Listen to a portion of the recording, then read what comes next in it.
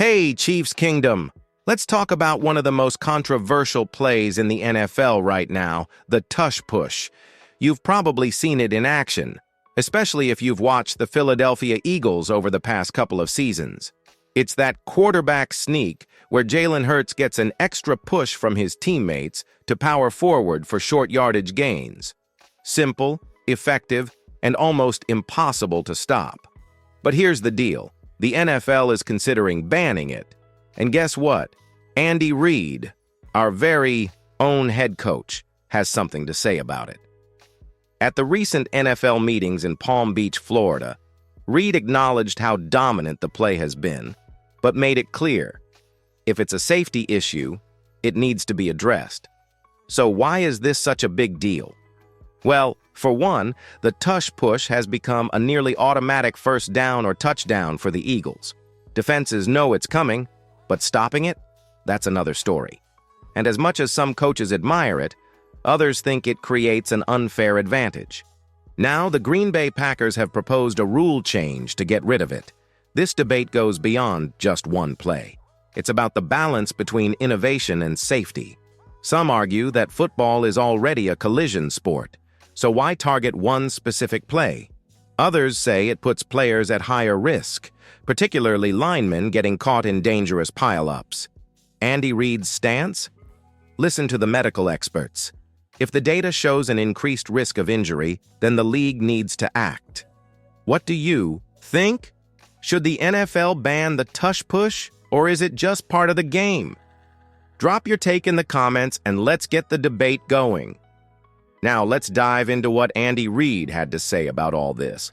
All right, let's break down Andy Reid's take on this whole situation.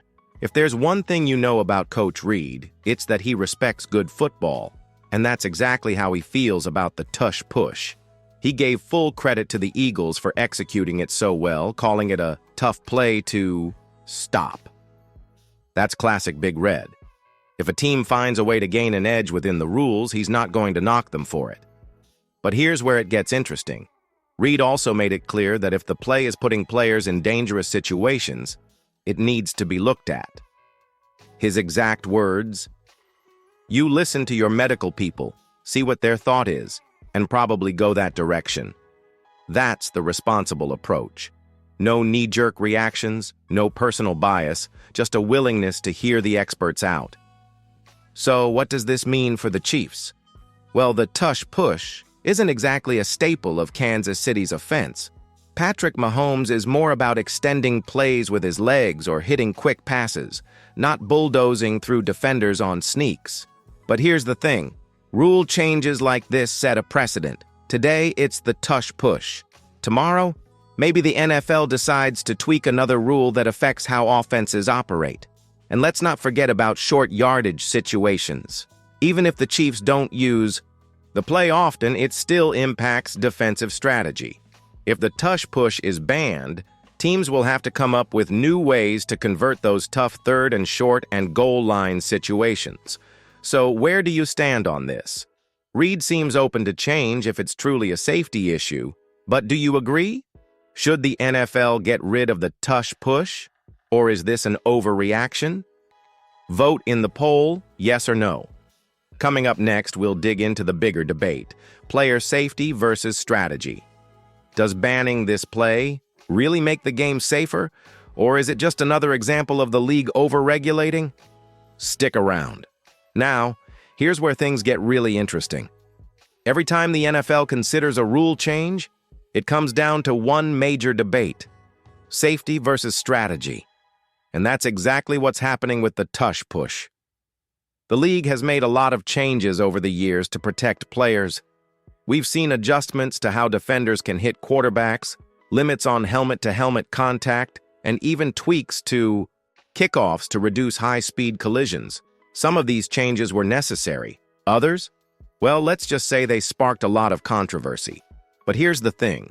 There's no clear evidence that the tush push is causing more injuries than any other short yardage play. Sure, it looks like a rugby-style scrum, but is it really more dangerous than a traditional QB sneak or a power run up the middle?